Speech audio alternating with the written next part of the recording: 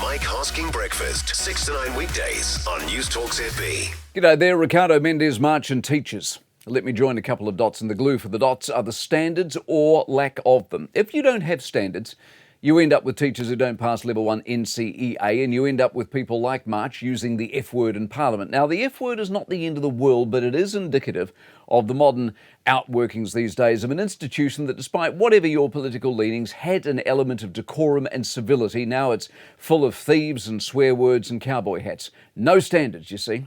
When you suggest or infer anyone can teach, what you end up with is what we've got. A system everybody knows and accepts is broken, and yet has done nothing about it. Our son, for example, was shown around some houses in London last week. The person who showed him was his age, similar age to him, young man. He was a young rental agent. Guess what he was wearing? A suit, a tie, dressed for the job, because in Britain, you dress for the job because there is an expectation. There are standards.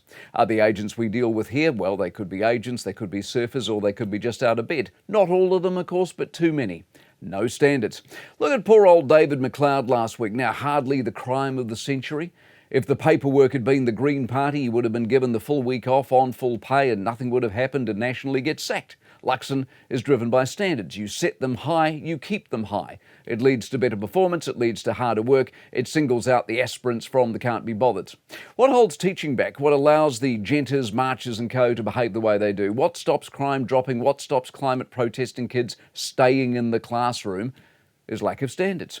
Dropping standards emboldens bad behaviour. It lets intent fall by the wayside and success become a scarce commodity. We hide behind being average or ordinary or lazy in amongst the crowd because the easy way out will always attract a crowd. That's the value of leadership. And what happens if you don't have enough of it?